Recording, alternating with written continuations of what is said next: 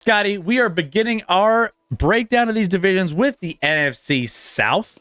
Now, with that, we're going to be covering what to look out for, good and bad, for the Bucks, Saints, Falcons, and Panthers. Now, we're going to be talking a little bit more of the bad than the good with some of these divisions, but that doesn't change the fact that there's some interesting things going on.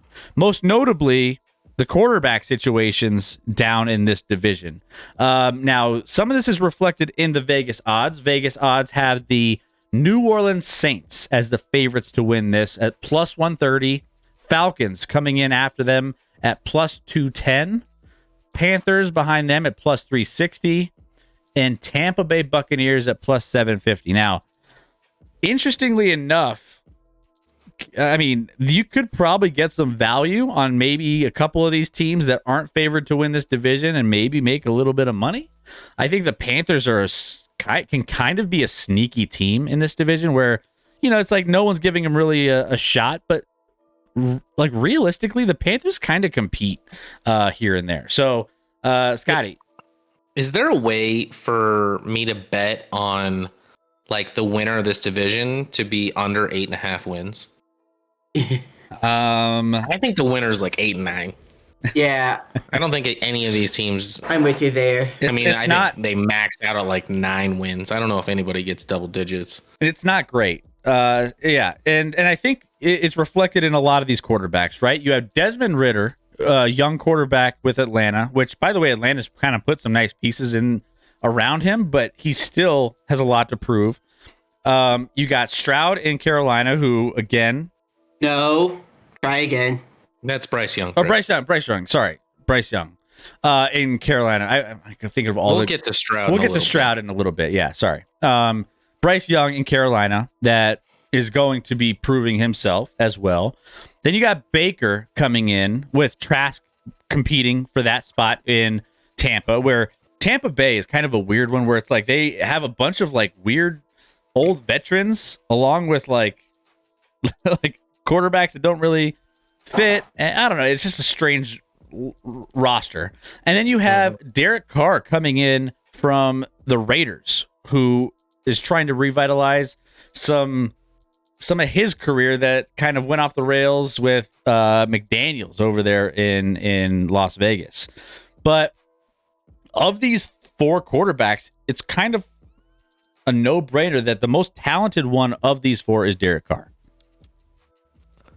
Certainly the most. I mean, he's achieved the most in the NFL. Yeah, sure. I mean, there's some talent. You could argue the guy who just was taken number 1 overall in the draft has the most talent. But as far as this season, who do you trust the most at quarterback? It's weird for me to even say that could be Derek Carr out loud. Chris, when I say it out loud, it doesn't feel right. It's like, no, wait, who are these other guys? It's obviously not Baker.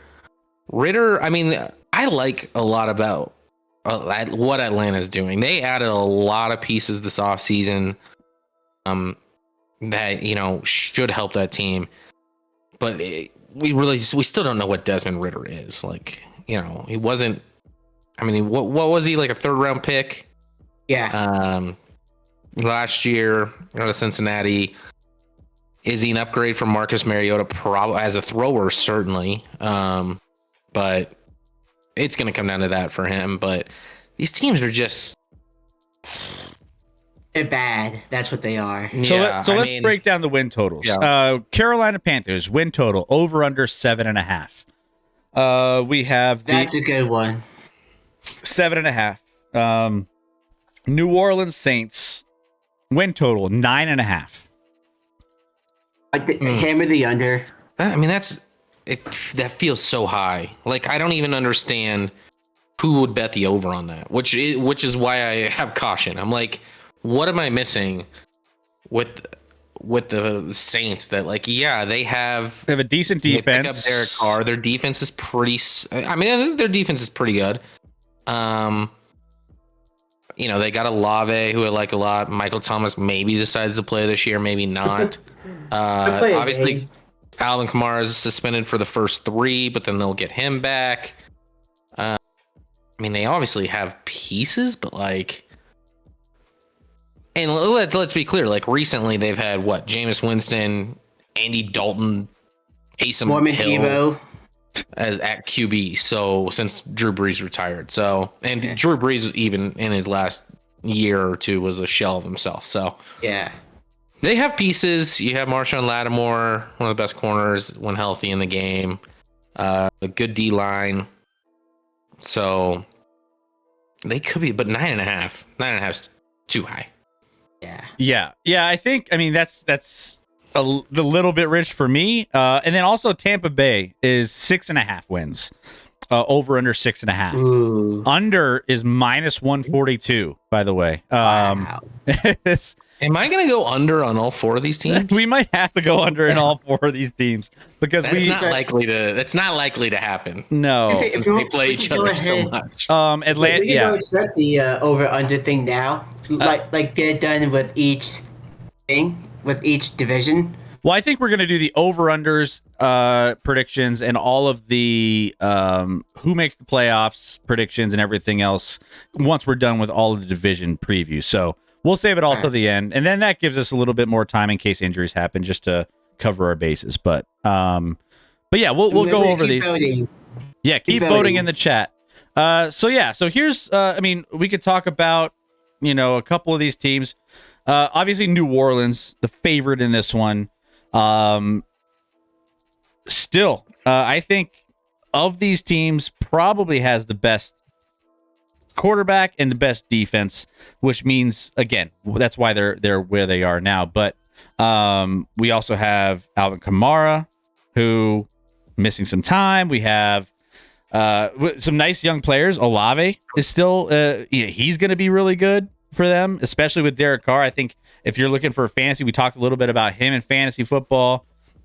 They should be the winners of this division when it's all said and done. They should be.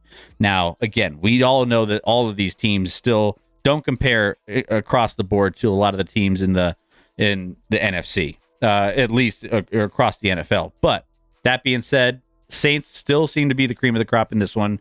And then it's trying to figure out who is kind of like going to be that secondary team, whether it's the Carolina Panthers or the Atlanta Falcons. Both still, again, have young quarterbacks.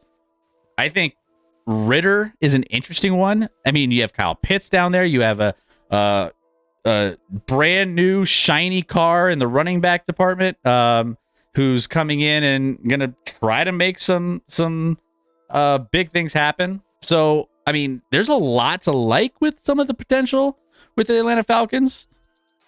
Are they the second best team? I might end up deciding they're the best team. Obviously, Bijan Robinson is like people have him at running back. Some people have him running back 1 in fantasy, which is a little wild to me. But like that's how high they are on this guy. After they had a rookie go for 1,000 yards last year in Tyler Algier. Drake London coming off a rookie year, talented wide receiver. You got Kyle Pitts, who obviously shit the bed last year, but also maybe throwing the ball if you're going to take him number 4 overall. They added a lot of pieces on defense. Jesse Bates from Cincinnati, Jeff Okudah, who obviously underachieved in Detroit, but maybe a restart. Bud Dupree, who's like, you can't stay healthy anymin He's more of a complimentary piece anyways. And they just recently, Calais Campbell, who's in his 37th season in the NFL, but Yeah. still can at least provide some veteran leadership on that defensive side of the football for the Falcons. And the Falcons, they spent a ton of money, $120 million worth on defensive free agents. Like, they haven't had a top 16 defense in points allowed since 2017, so they've been awful defensively, or like middle of the road for most of the time. But, I mean, they spent on, Jesse Bates, Onyemata, I think, is another guy they brought in, David Onyemata. And then, a couple other guys. So they're trying to beef that up a little bit. And so I feel like this could be an interesting one. Drake London is there. Kyle Pitts, like you mentioned, we were talking a little bit about. You buy a stock low on Kyle Pitts because maybe he's a guy that's going to be bouncing back with, a full offseason, a full training camp, all under Desmond Ritter. So I don't know. I feel like this is a sneaky team too. If you were to ask me who I would rather take as the biggest challenger for the Saints in this division, I'd probably say the Falcons. Yeah. And again, I might pick the Falcons outright. We'll see when we get to that. I'm pretty low on the Saints, actually. And I'm pretty low on Derek Carr. Last year, of course, Derek Carr struggled with a bad coach. He comes to New Orleans where he has a bad coach and worse weapons. He's not going to exactly light it up. Like, I like Olave, but with all the weapons Vegas had, this is a downgrade. Maybe. Like, I would take Adams, Renfro, Waller, and Jacobs over Olave, Rashid Shaheed, Jawan Johnson, and Kamara. Yeah. Waller wasn't here or healthy much, but yeah. Hauser, Falcons got a lot better on defense. Mike Evans and Mayfield still a threat though. Just throw it up to Mike and throw it up to Mike. Throw it up there. General, I fucking love Baker Mayfield. Hey, in all caps, all and caps, just like throwing it out taking there. The hell route. Intense love for let's see a bust. Carolina, like I like Bryce Young's, and every report I've seen, of course, is that Bryce Young's killing it in camp. But like he's throwing to like DJ Shark and Adam Thielen. Yeah, like that makes me nervous. I don't know that's got to be one of the worst. Nothing. I mean, Adam Thielen's had a great career, but he's on the end of it. And DJ Shark, another guy that can't stay healthy and kind of hasn't produced to the level. You know, he showed some promise early on in his career, but really hasn't come to fruition. So they add Miles Sanders at running back, who is nice, but like, I mean, he's middle of the pack as far as a running back goes in my mind. So, I mean, yeah, we'll see. The Carolina Panthers, I mean, they're not giving their young quarterback a lot of weapons. I mean, when you're looking at they were kind of not great wide receiver core already, and they got rid of DJ Moore, went to Chicago. So then you're just like, I mean, the wide receivers combined for like 2,500 yards or something stupid, where like they just didn't. And Adam Thielen has like 2,100 of those. It was ridiculous. So it's like it wasn't great in the first place, and then you're throwing a kid who you're putting a lot of stock into. By the way, the backup I think is Andy Dalton right now. Is Andy Dalton over there right now? So you got the Red Rock, the red rocket, Andy. Red Rifle. Red Rifle. Yeah, hanging out down there, waiting in the wing in case something happens. But I mean, the only bright spot is they got my boy Ejiro Evero, defensive coordinator, who I was raving about last year in Denver, and he's the bright spot there, I think, outside of the quarterback situation with Bryce Young. But it's got a couple people. Their defense is all right. Jimmy Brian Burns, Derek Brown, JC Horn. If JC Horn can like consistently stay healthy at corner, he's super talented. But hey, well, we'll see. I mean, at the very least, the Carolina Panthers will be like, they're a team that you'll tune into just to see what Bryce Young is doing. Like, you kind of just, it's not really, it'll be an entertaining team to watch just to see how he progresses. Like, how good is he going to be after what he did in college and everything else? I think that they're going to be, at the very worst, a fun team to kind of keep tabs on and watch a couple games. So, there you go. All right, let's see. So we talked about the Falcons. We talked about the Saints.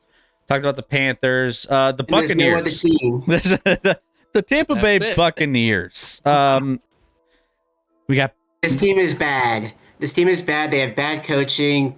I mean, we have Mayfield. We don't have any more Tom Brady, right? No more Tom Brady, guys. We can say that for real now. If he comes back in the next couple of weeks, I'm stabbing you. Season hasn't started yet, Chris. Started. What are you doing? That's true. Now I'm jinxing it. It's not like he needs a training camp. We saw the win total for this team. It's not great. So let's just put that out there. You have a weird team with Mayfield, who's kind of bounced around a little bit, spending his most recent stint with the Rams, having like like a weird kind of success real quick for like a flash in the pan last season. Coming over to Tampa Bay, got Trask kind of hanging out there as well, who, you know, people are kind of interested in him, but we don't know what's going to happen with that. Mayfield threw 35 interceptions in his last 30 games. Like, it's not good. And I mean, dating back to the last couple stints with, the Rams and the Panthers and everything else, just hasn't translated. And now you have a team with like veterans that are like leftovers from the whole Tom Brady era where they're getting older. You have old veterans that are kind of don't really fit with a lot of young guys as well. It's just a strange roster. Yeah, I mean, I will say one thing for Baker with the Rams last year. He was there for like 2 days and then ended up playing against the Derek Carr-led Raiders and having a come from behind win. It was so impressive. Maybe that's a sign of things to come. You know, they lose like 3 of their 5 offensive linemen. Not that they were like all of them were elite of the elite, but Kappa, Marpet, and Donovan Smith all gone. You have Baker Mayfield. Yeah, I mean, you obviously still have Mike Evans and Chris Godwin, and then a defense that is just, you're just keeping the same guys, and they're just getting older. The linebacker core is getting older with White, and drawing a blank on who the other guy is. Levante David. Levante David. Did they actually keep White officially? Where's he gone? I don't think he's gone anywhere. Yeah. I don't know if he was still like actually practicing with the team or if he was still like out and waiting to be traded.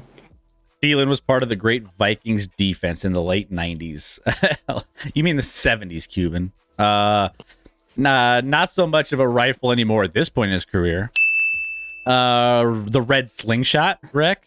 That only team in the NFL to own an actual pirate ship. True. I mean, they have the pirate ship. That's maybe the most noteworthy thing, but that cannon's not going to be going off a lot this year. It's not with a 6.5 win total, which I think this is like a 5-win team. Maybe a 6. I mean, maybe they get to 6 based off of the poor division, and maybe they can like scratch out a win or two, but I don't see it. I don't see it. All right. Well, any other notes on any of these teams? We're gonna get this division sucks. This division sucks pretty much.